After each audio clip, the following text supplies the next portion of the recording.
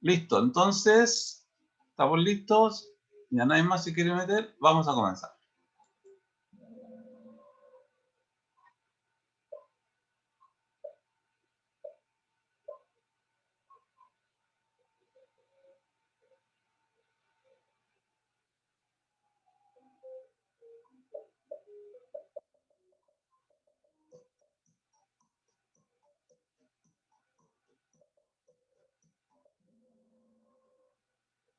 Correcto, ¿no es cierto? Los parameses resuelven su problema hemótico expulsando el agua usando una bola constante. Muy bien.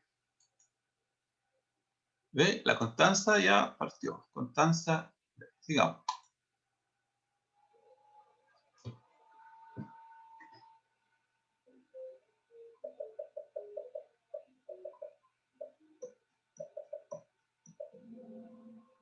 Correcto, es falso, ¿no es cierto? Porque ellas no expulsan el agua, sino que usan una vacuola contráctil, o sea, usan una vacuola grande y usan la turgencia y no se lisan porque tienen una pared celular.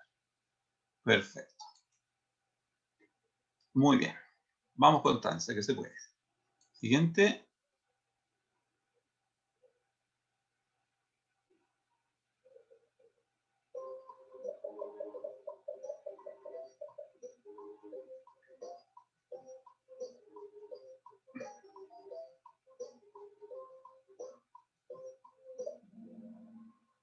Perfecto. Las células animales resuelven su problema hemótico expulsando el sodio al extracelular, ¿no es cierto? Al LEC. Muy bien. Excelente. Ya, sigamos.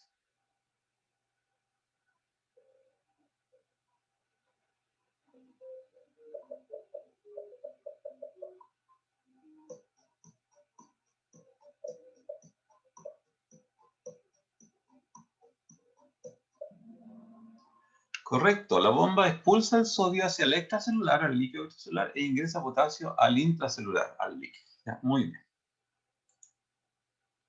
La Constanza sigue ahí firme adelante. Ya, vamos.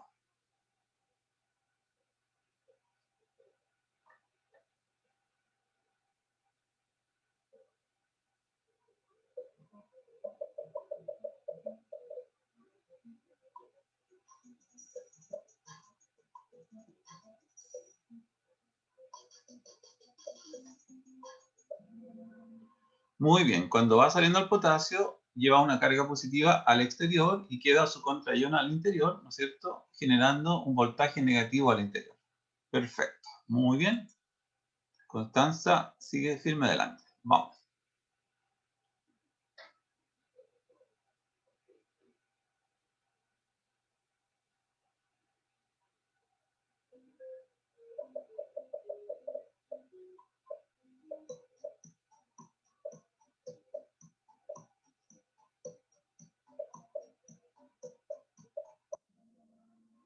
Exactamente. Una vez que va saliendo, ¿no es cierto? Y se va generando ese voltaje, se llama potencial de difusión, que se opone a la difusión del potasio. ¿Ya? Veamos quién sigue liderando. Arturo pasó a la cabeza.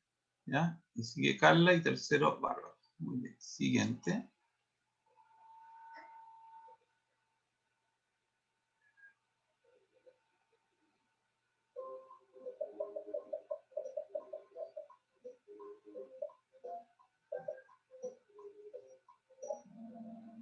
Muy bien. Cuando el potencial de difusión que se va generando a medida que va saliendo el potasio logra detener finalmente la difusión de ese potasio, entonces se llama potencial de equilibrio o E sub K.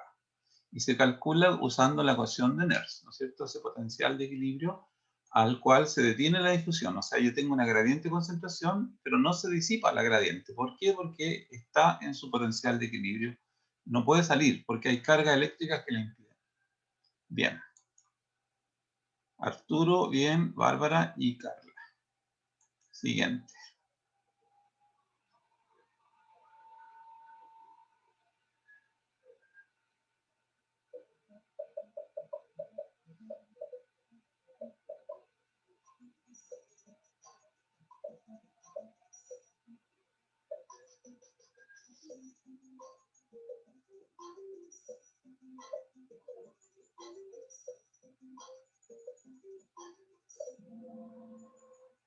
Correcto. No se viola el principio de electroneutralidad macroscópica porque la cantidad es demasiado baja que se separa, ¿ya? Por lo tanto, en términos macroscópicos, sigue existiendo la electroneutralidad. Solamente sería un término muy pequeño, 0,0004% de iones que se separan, ¿ya? Así que esto es falsa, esta afirmación. Arturo, adelante, Bárbara y Cristian. Sigamos.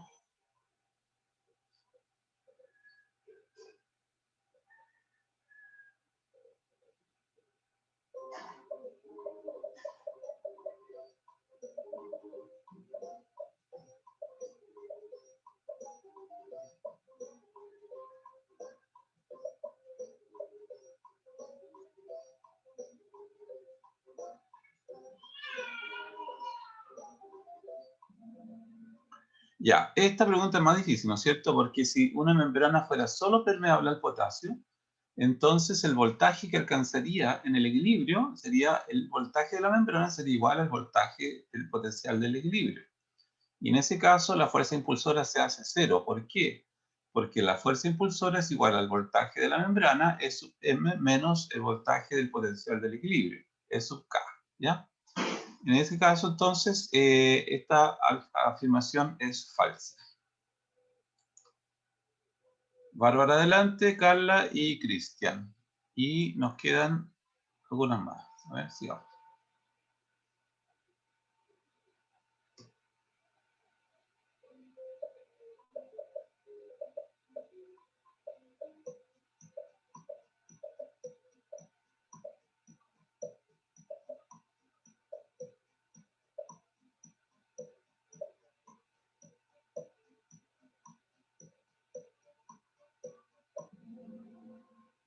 Ya. Esto es una pregunta que también, pero muy bien la respuesta, ¿no es cierto? Un ion podría tener una fuerza impulsora neta, ¿ya? Es decir, que no está en el equilibrio el ion, sino que el voltaje de la membrana es diferente de su potencial de equilibrio, ¿ya? Eso significa que tenga una fuerza impulsora neta para un ion. Y además, ese ion podría no tener corriente, es decir, no moverse a través de la membrana. ¿Por qué? Porque su conductancia puede ser cero, ¿ya? Y ahí tenemos la fórmula de la corriente eléctrica, ¿ya? Es igual a la conductancia multiplicada por la fuerza impulsora neta.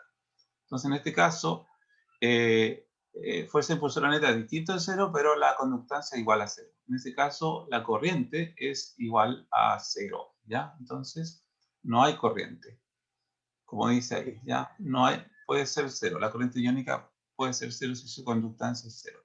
Eso pasaría, por ejemplo, en el caso que una célula, podemos decir una célula no excitable, no tenga ninguna conductancia para el sodio, por ejemplo, ¿ya? Supongamos que fuera la situación.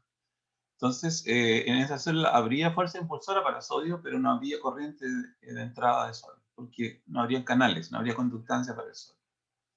¿Ya? Por lo tanto, es verdadera y muy bien. Veamos quién lo dijo bien. Carla, sigue adelante, Bárbara y Cristian. Nos están quedando dos.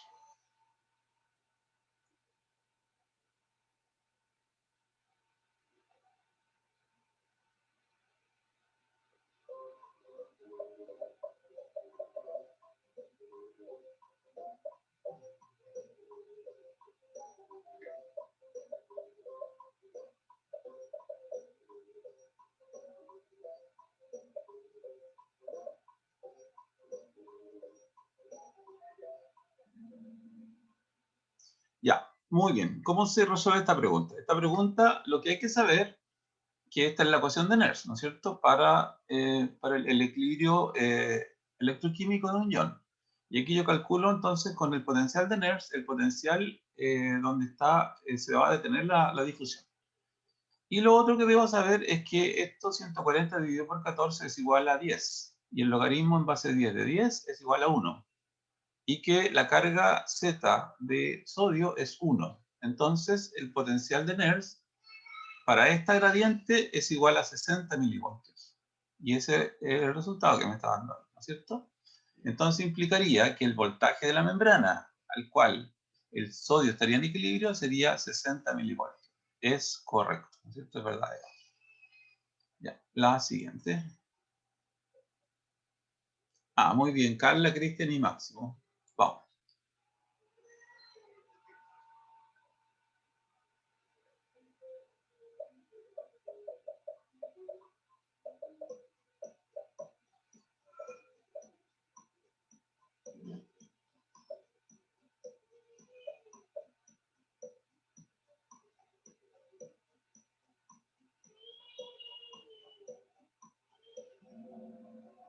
Muy bien. Cuando cambia la calemia, se afecta el potencial de reposo de la membrana, E sub m.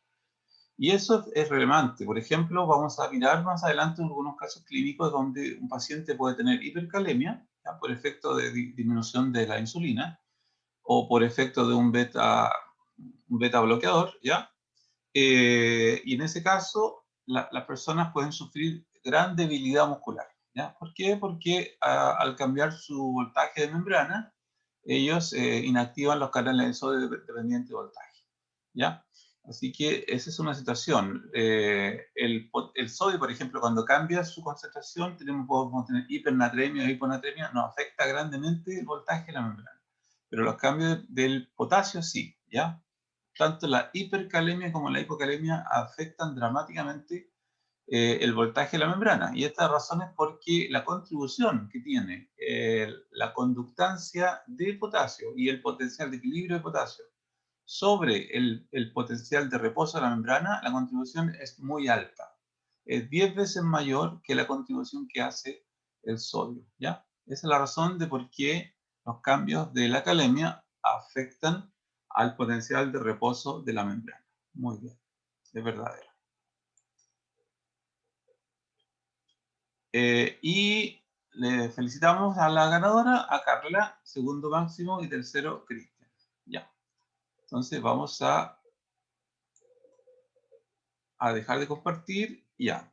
¿Qué les pareció este primer? Tenemos dos más, así que vamos a seguir ahora. Ahora lo que viene ya tiene que ver con el potencial de acción y el potencial de reposo. Pregunta, a ver, para Máximo que quería hablar. Cuéntenos sobre qué ecuación se usa para calcular el potencial de reposo de la membrana. Dale, Máximo.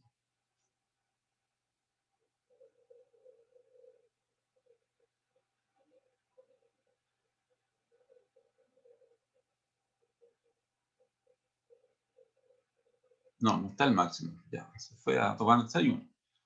A ver, veamos. Javiera Constanza. Hay 4 Constanzas en este curso. Javiera Constanza, ¿estás ahí? Sí, Javiera, sí, hola. acá. ¿Cómo estás? ¿Bien y usted? Bien, gracias.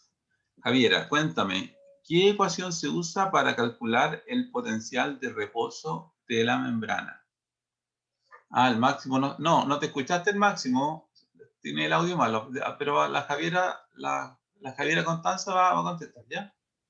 Ya dale, Javiera. La verdad no me acuerdo.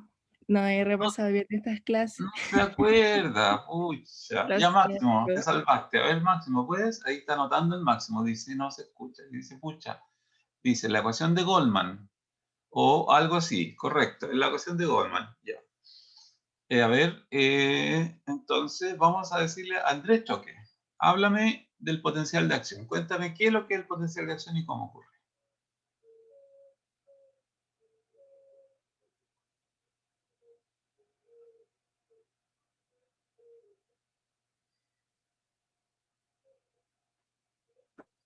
¿Aló, profe? Sí, Andrés, dale. ¿Aló? Tiene el micrófono Que estoy para desde el tablet.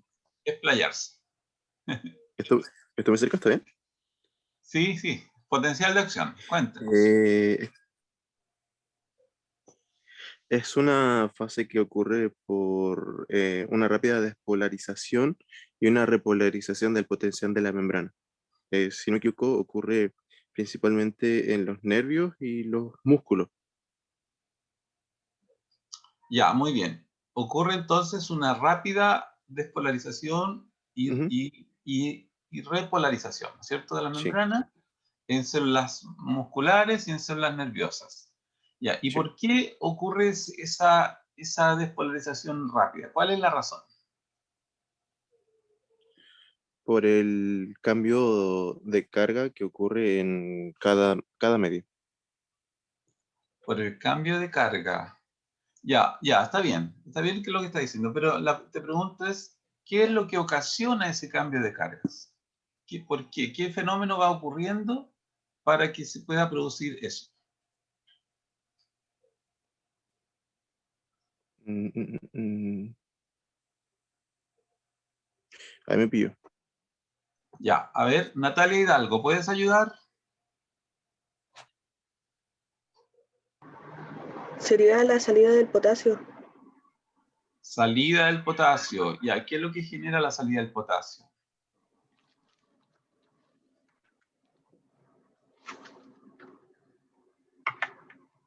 Bueno, hace que el exterior se vuelva más positivo y la membrana quede negativa. Ya, pero eso es potencial de reposo. Ya sabemos que eso ocurrió en el potencial de reposo. Ahora estamos en el potencial de acción.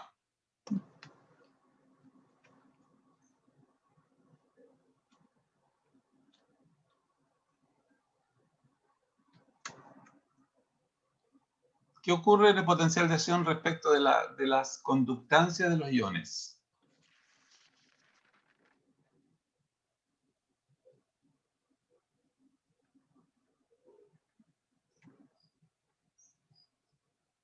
Te recuerdo que recién en el Kahoot anterior dijimos que la conductancia de un ion podría ser cero. Si es que, o sea, la corriente de un ion podría ser cero si es que la conductancia fuera cero, ¿no es cierto? Entonces ahora quiero que me digas si hay cambio de conductancia, ¿ya?, en el potencial de acción. ¿Y cuáles serían esos?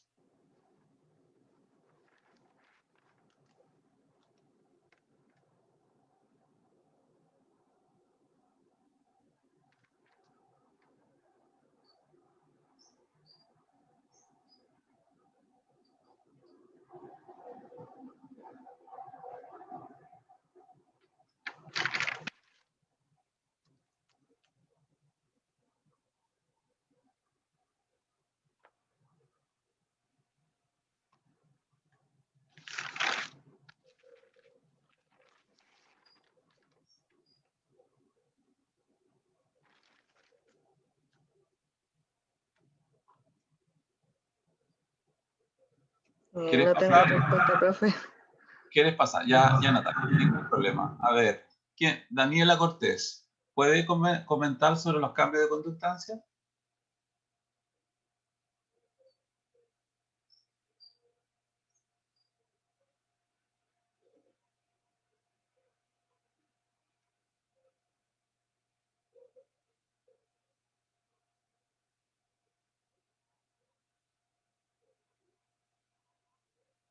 No contesta la Daniela. A ver, Matías Rabanal, ¿estás ahí?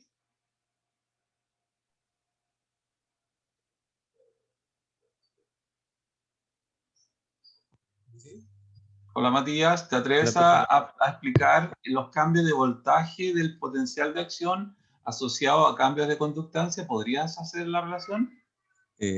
No sé si muy bien, pero se supone que la conductancia del sodio en la despolarización se aumenta, Exacto, la porque se abre el conductancia canal. del sodio, se abren canales de sodio de pendiente voltaje y su conductancia entonces va a aumentar, lo cual implica que aumenta la corriente, ¿no es cierto?, al tener conductancia como tiene un fin, una fuerza impulsora neta muy alta, el sodio entra súper feliz por difusión al interior de la célula, entra masivamente, ¿no es cierto?, porque hay conductancia. Muy bien, y eso genera la fase cero de despolarización.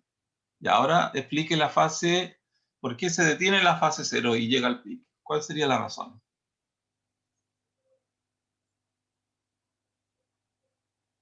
Mm,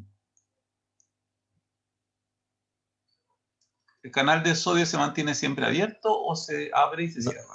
se cierra y hasta que se haga positivo el interior. Hasta No, que pues se sea hace positivo al entrar el sodio. Sí, se va haciendo positivo, por eso se despolariza, correcto, Ujú. ya. ¿Y por qué se cierra el canal de sodio? Eh,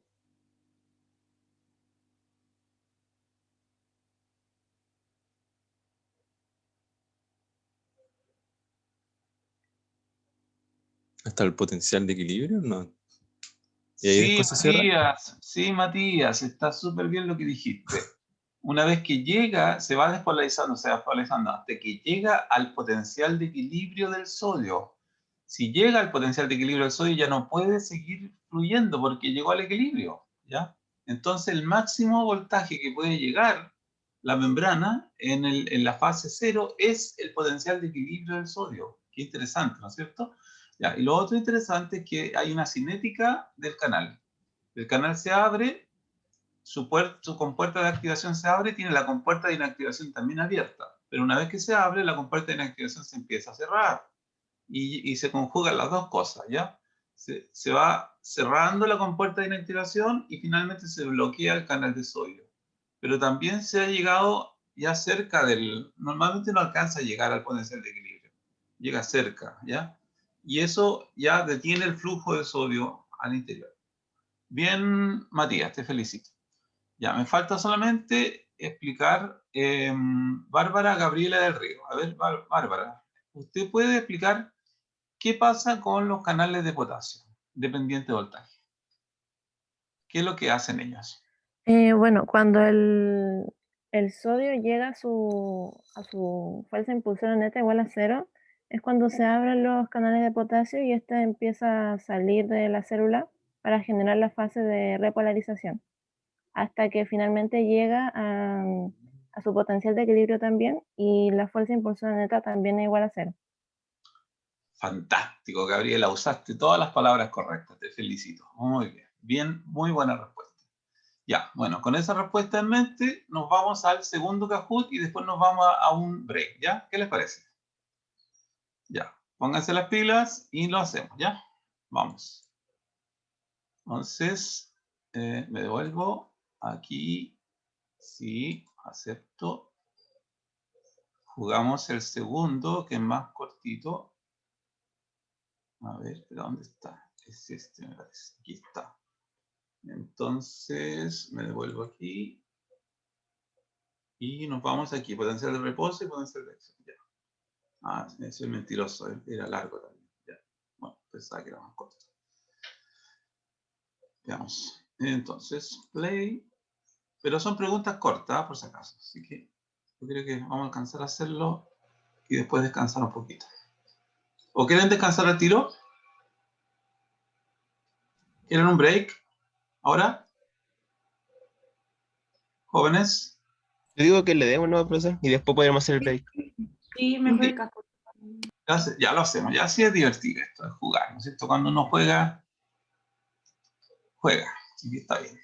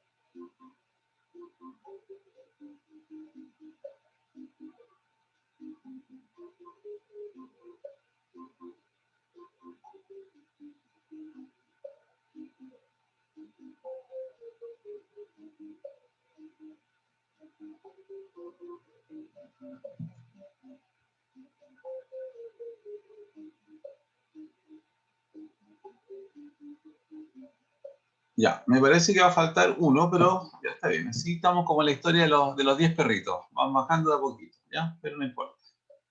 Igual 22 es un buen número. Empezamos.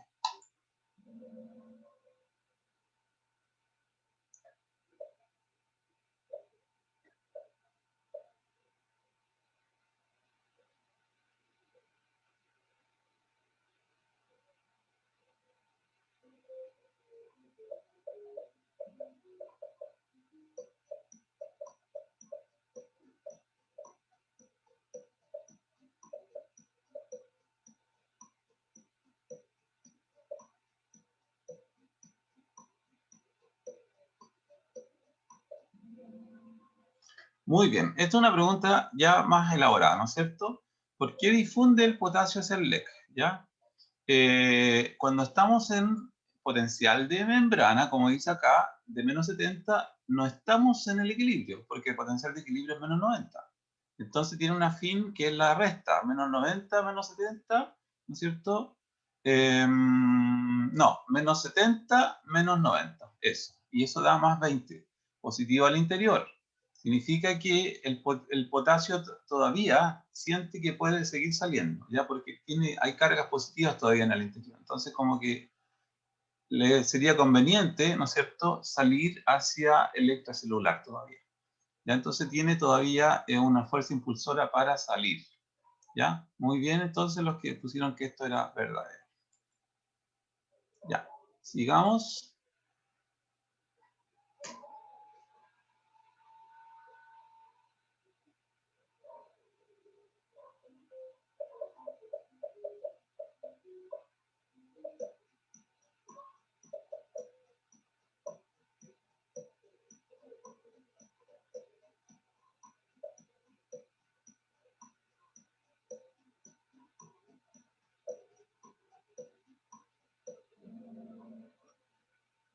Correcto, ¿no es cierto? El sodio va a difundir hacia, ¿no es cierto?, el leak. ¿Por qué?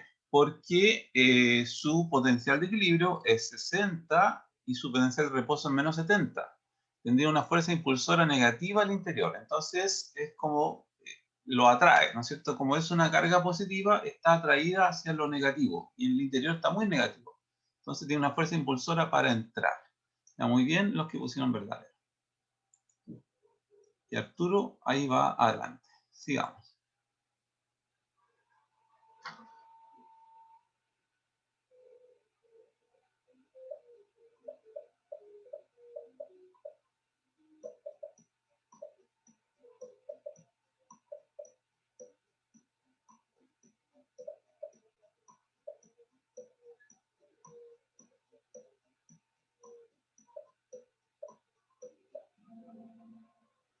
Aquí se dividieron se dividieron ustedes. Muy bien. Aquí está diciendo que el potencial de reposo de la membrana está más cerca del potencial de equilibrio del potasio que del sodio, porque en reposo habría más permeabilidad para el sodio. Eso es absolutamente falso. Sabemos que en reposo hay más permeabilidad para el potasio. Y por eso que está más cerca el potencial de equilibrio del potasio del potencial de reposo de la membrana. Entonces, esta es una afirmación falsa, ¿ya? No es una afirmación verdadera. ¿Ya? El potencial de reposo está más cerca de la membrana, del potencial de equilibrio del potasio, porque hay más permeabilidad para el potasio. ¿Ya? Ese sería lo correcto. Matilde pasa a la delantera. Muy bien, sigamos.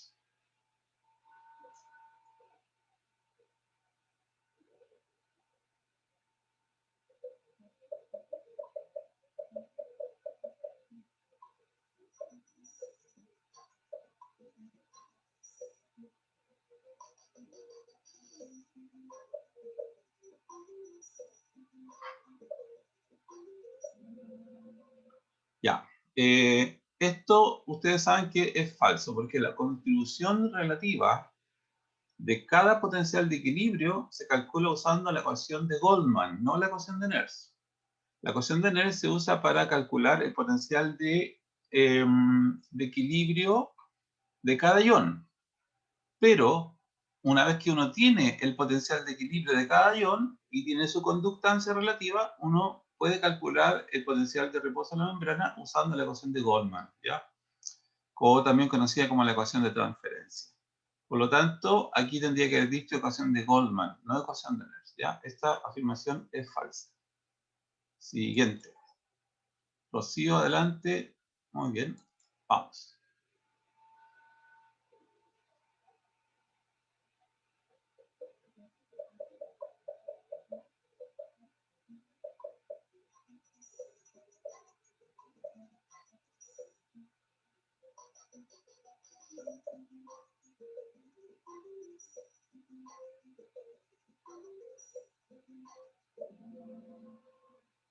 Ya.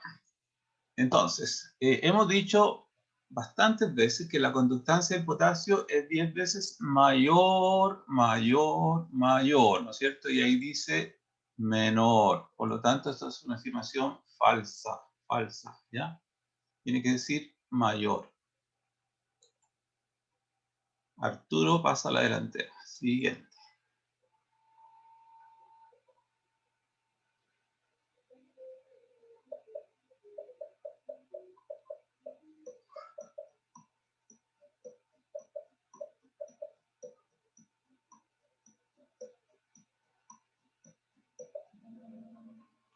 Falso, correctamente. Las células que generan potencial de acción son las células nerviosas y las células musculares. Siguiente. Veamos, Carla, adelante. Y Constanza viene a la saga. Vamos.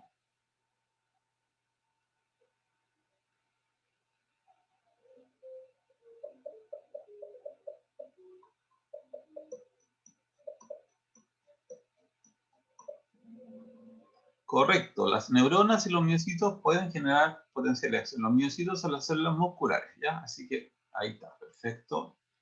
Carla con la llamita, ¿no es cierto? Y la Constanza en segundo lugar. Vamos.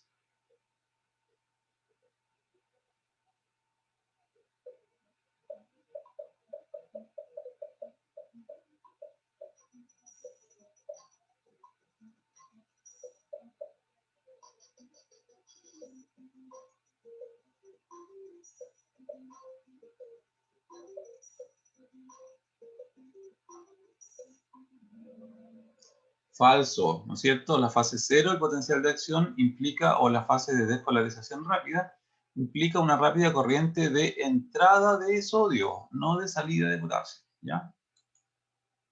Carla, adelante, y Constanza en segundo lugar. Vamos.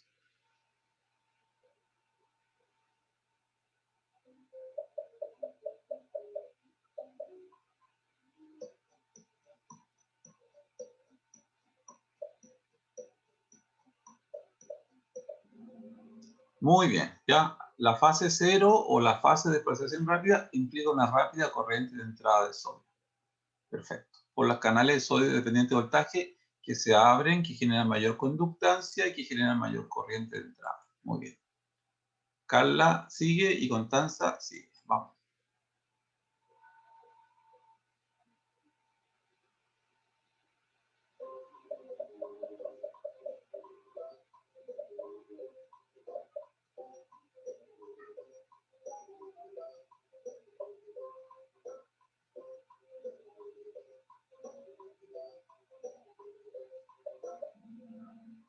Muy bien, claro que sí. La fase 0, hemos dicho, ocurre por la despolarización rápida, por el aumento de conductancia de sodio, porque se abren canales de sodio dependiente de voltaje. Ya, eso es verdadero, correcto. Carla y Constanza, vamos. Y Rocío en tercer lugar.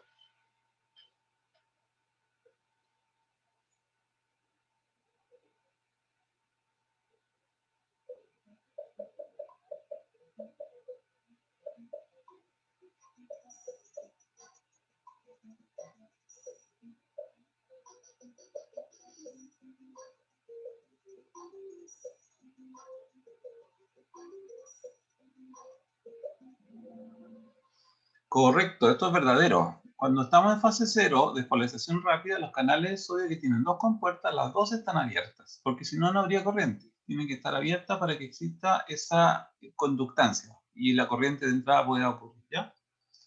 Es verdadero. Carla, Constanza y Rocío se mantienen. Vamos.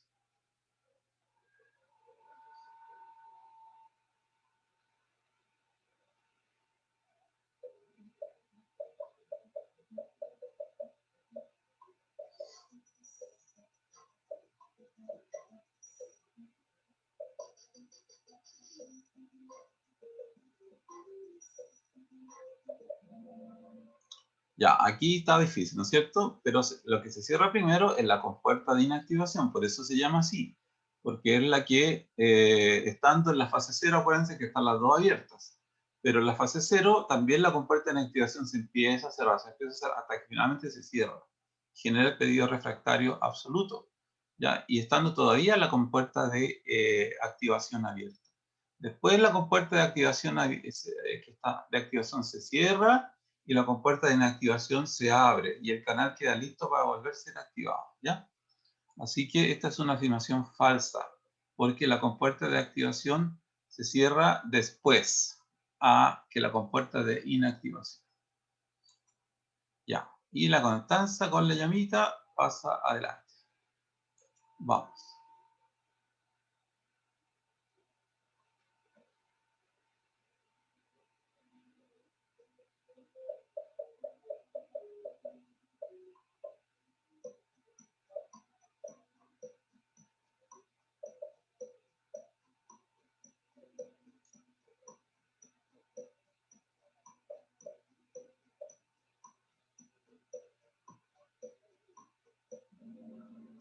Claro que sí. El periodo refractario relativo requiere que algunos de los canales sodio dependientes de voltaje vuelvan al estado de reposo. No necesita que todos, pero sí que algunos. Y además, lo otro que pasa en este periodo refractario relativo es que estamos en una mayor conductancia del potasio, ¿ya? Porque estamos en la fase de repolarización o incluso post-hiperpolarización, ¿ya? En ese sentido, como hay mayor conductancia, se hace un poco más difícil, ¿ya? La activación nuevamente de otro potencial de acción, porque estamos en potenciales que pueden ser incluso más negativos de la membrana, ¿ya? Y lo otro porque los canales de sodio no todos pueden estar abiertos. Así que ahí tenemos dos razones. Veamos cómo vamos con la constanza ahí se puso firme adelante, Bárbara y Carlos. Ya, sigamos.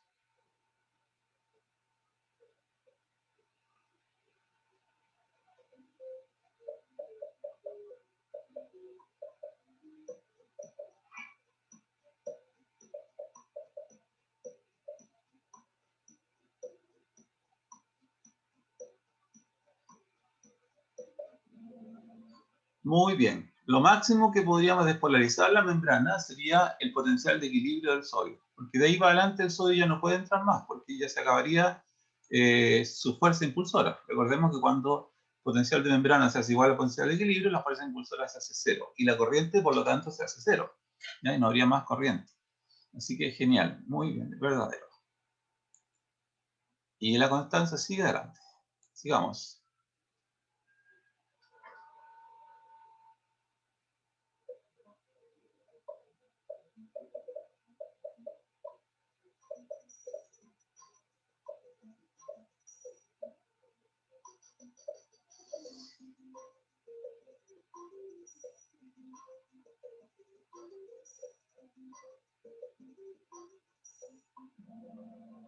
Muy bien, lo mínimo que se puede llegar de voltaje de la membrana es el potencial de equilibrio del potasio.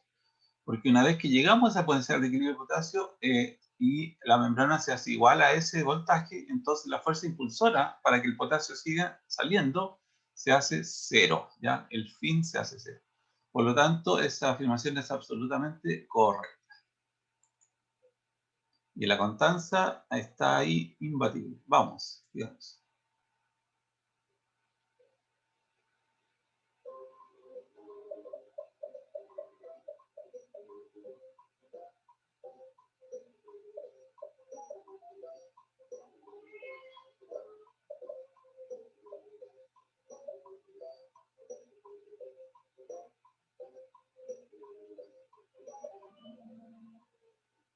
Esto es una cosa falsa, ¿no es cierto? La lidocaína bloquea la fase 0 y el tetraetilamonio bloquea la fase 3. Entonces aquí lo puse a propósito al revés, para que tuvieran claridad, ¿no es cierto? Pero esta es una afirmación falsa, lo que está ahí, tal como está escrito ahí, es falso. Y Constanza ganó, muy bien, felicitaciones. Segundo Bárbara y tercera Rocío. Ya, bueno, ya son las 9 y esta actividad termina a las 9:30, ¿no es cierto? Así que nos va a quedar un Kahoot pequeño. Si quieren hacemos un pequeño break o lo terminamos y terminamos la actividad. No sé cómo lo quieren hacer. ¿Pequeño break? ¿O terminamos el último Kahoot? A ver, están escribiendo. Terminemos, profe. terminemos. Ya, muy bien, que me gusta eso. Sí, el tiro nomás, profesor. Al tiro nomás, ya. ¿Qué vamos a estar esperando? ¿No es cierto? Ya, entonces nos vamos al último, que está acá. Ya, esto es de casos clínicos, ¿ya? Vamos, que se puede. Sí, pues vamos. A ver, a ver. Vamos a ver quién gana ahora. Ya, esto es una competencia, así que vamos a ver.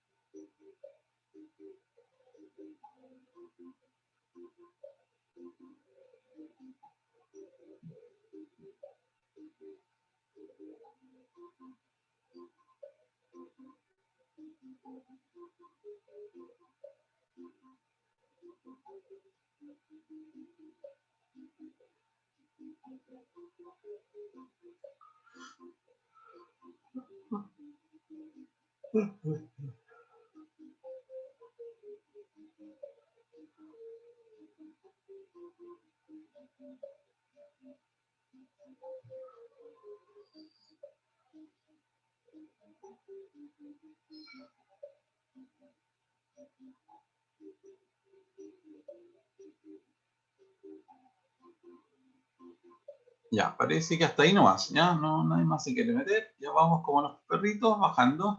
23, 22 y ahora 20. Partimos.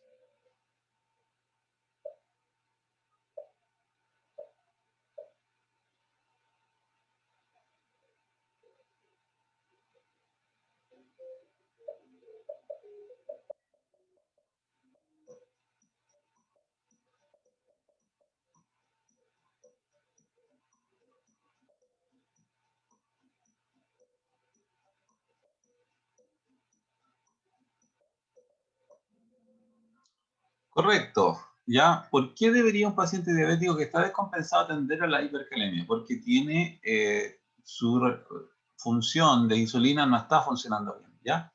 Y la insulina sabemos que tiene su función de activar la bomba. Al activar la bomba va a ingresar potasio y va a generar una calemia que puede ser incluso más baja. Pero si no lo hace, si no lo hace, va a generar hipercalemia. Entonces, en este caso, la tendencia a la hipercalemia uno la podría esperar en un paciente cuya función de insulina no esté funcionando adecuadamente, ¿ya? Puede ser una función absoluta o digamos, inhibición absoluta, como diabetes tipo 1, o una resistencia, por ejemplo, también, ¿ya? En esos casos. Ya, es verdadero entonces. Sigamos con la siguiente. Veamos. Rocío, adelante. Bárbara, Marité.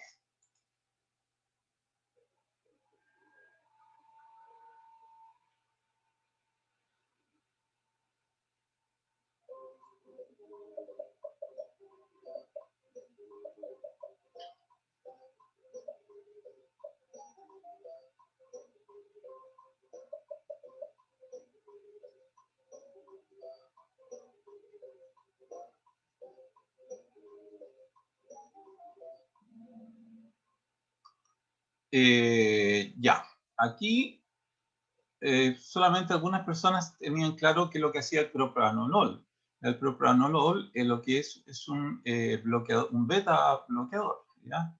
Entonces, en ese sentido, vamos a tener un bloqueo también de un activador de la bomba, ¿ya? Si tenemos un bloqueo de un activador de la bomba, es posible que tengamos también una hipercalemia asociada a esa función, ¿ya? A esa inhibición.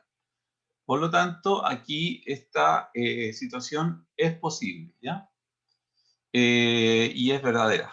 Puede haber una tendencia. De hecho, si ustedes miran el caso Constanzo, aparece exactamente un caso de una persona que es diabética e hipertensa y como tratamiento de su hipertensión usa propranolol y llega con una inhibición de su función muscular muy severa, ¿ya? Severa disminución o debilidad muscular severa. Ya, y eso estaría relacionado justamente con la hipercalemia, ¿ya? Por razones del voltaje de la membrana. Es que la vamos a seguir viendo en las siguientes preguntas. Así que les sugiero que lo revisen el caso que está ahí en el contacto, está muy bien explicado, ¿ya? Y el médico, de hecho, le cambia el hipotensor por otro y saca el propanolol para evitar la hipercalemia, y también la persona, además de eso, le ajustan un poquito la insulina. ¿Para qué? Para que la insulina sea un poco más potente y evite la hipercalemia. Y finalmente el paciente más encima tenía el boom alto. ¿Qué significa eso? Que tiene los desechos nitrogenados altos y estaría asociado entonces a una disfunción renal. Cuando el paciente tiene disfunciones renales, también tienden a acumular el potasio. Así que en el caso del Constanzo, el paciente tiene 3 causas posibles para tener hipercalemia. Por un lado, el bloqueo de los beta-adrenérgicos. Por otro lado, una quizás menor función de la insulina. Y finalmente, una disminución de la filtración glomerular, ya por disfunción renal. ¿Ya? Así que uno, en un caso con paciente con propanolol, uno sí podría esperar una hipercalemia y una debilidad muscular secundaria. Así que esto es verdadero. Ya, Christopher, buena Christopher, ahí apareciste, finalmente. Ya, vamos.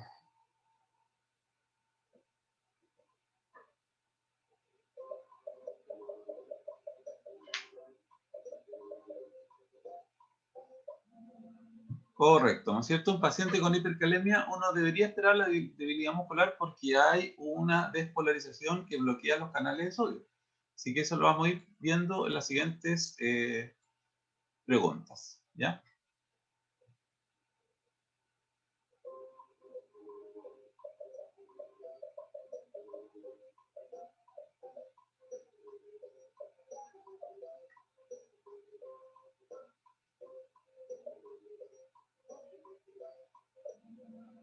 Correcto, ¿no es cierto? Ya sabemos que los cambios de la calemia alteran el voltaje de la membrana de reposo. Entonces, por este lado, eso es la razón por qué hay debilidad muscular, porque hay un cambio de voltaje, ¿ya? Del reposo. Vamos a ver, Christopher sigue adelante, Zachary en segundo lugar y Matías. Vamos.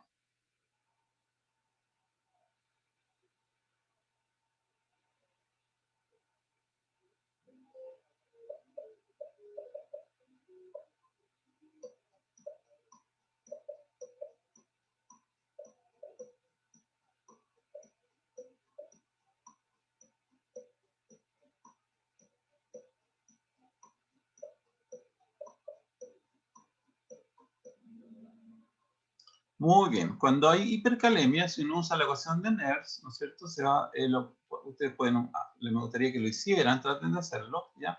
Coloquen, por ejemplo, en vez de 4,120, coloquen 7,120. Vean la diferencia que hay en el potencial de equilibrio. Van a encontrar que un potencial de equilibrio más despolarizado, ¿ya?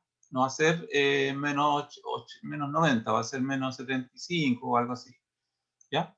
Y cuando eso lo aplican con la ecuación de Goldman, lo aplican para calcular el voltaje de la membrana de reposo, se van a encontrar que también va a quedar despolarizado porque hay mayor transferencia de ese potencial de equilibrio hacia el voltaje de la membrana.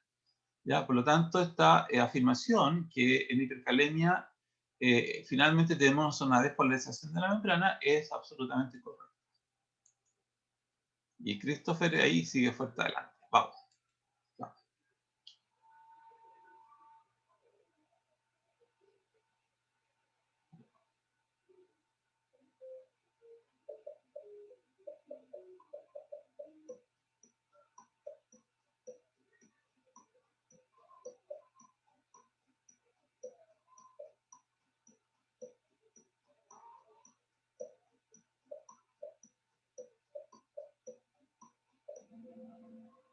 Muy bien, entonces ya sabemos que cambia la calemia, hipercalemia. La membrana, el potencial de equilibrio se hace más despolarizado. El potencial de reposo de membrana E sub n se hace más despolarizado. Y una vez que se despolariza, las compuertas de inactivación de los canales de sodio se tienden a cerrar.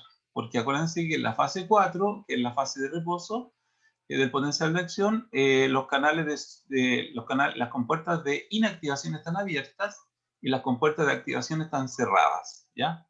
Y cuando ocurre el umbral, se abre la compuerta de activación y inmediatamente las compuertas de inactivación se empiezan lentamente a cerrar, ¿ya? Pero si yo ofrezco a la membrana un voltaje que no es su voltaje normal, sino que ofrezco un voltaje despolarizado, como un paciente diabético descompensado, o un paciente que toma mucho propanolol, etc., voy a generarle entonces una debilidad muscular. ¿Ya? ¿Por qué? Porque sus canales de sodio dependiente de voltaje van a quedar bloqueados, como se dice aquí. ¿Ya? Así que está muy bien, esto es verdadero. Ya, Christopher sigue adelante, bien.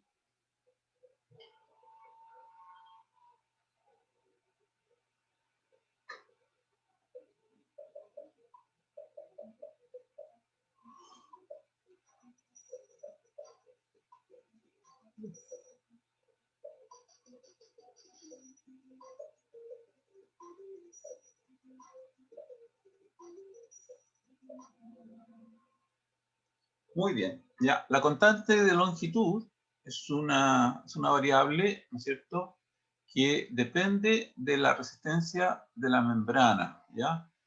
Y cuando tenemos desmielinización, la esclerosis múltiple es una enfermedad que genera desmielinización central de los nervios en el sistema nervioso central. Hay otras enfermedades como el Charcot-Marie-Tooth que genera desmielinización periférica, ¿ya? En ambos casos, los potenciales de acción van a ir más lentos.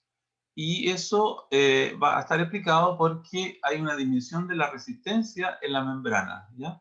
Sabemos que la mielinización lo que hace es evitar las corrientes en las zonas que están mielinadas. Por lo tanto, cuando yo pierdo la mielina, en realidad lo que hago es disminuir la resistencia. Al disminuir la resistencia, hago disminuir la constante de longitud y por lo tanto la velocidad con que va, el largo con que se va a generar una propagación, y a la distancia a la cual va a llegar esa propagación es menor. Si es menor la distancia, entonces es posible que el voltaje no alcance a llegar apropiadamente hacia el siguiente nodo de Rambier, y eso hace que finalmente la velocidad de conducción que tiene el potencial de acción sea menor, ¿ya? Así que muy bien, los que pusieron correcto.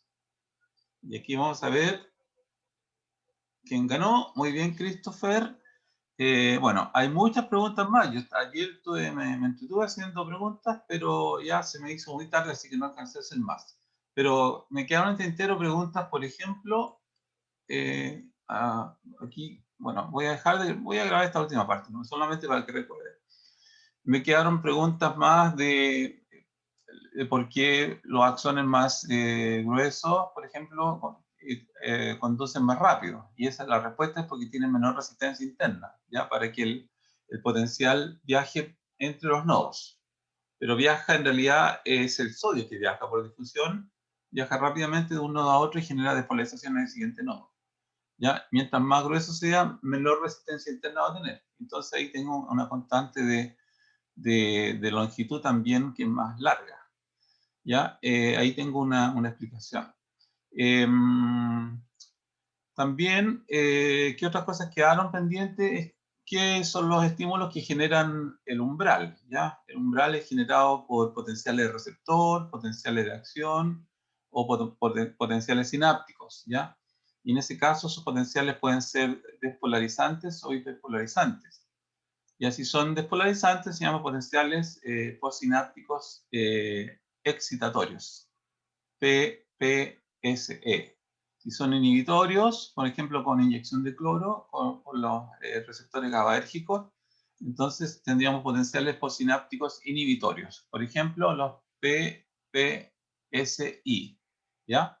Y eso los potenciales postsinápticos inhibitorios o excitatorios se pueden sumar en el tiempo o en el espacio, o se pueden restar, dependiendo de cómo, si llegan potenciales postsinápticos inhibitorios y excitatorios, se pueden restar. Y se pueden restar en el tiempo o en el espacio, ¿ya?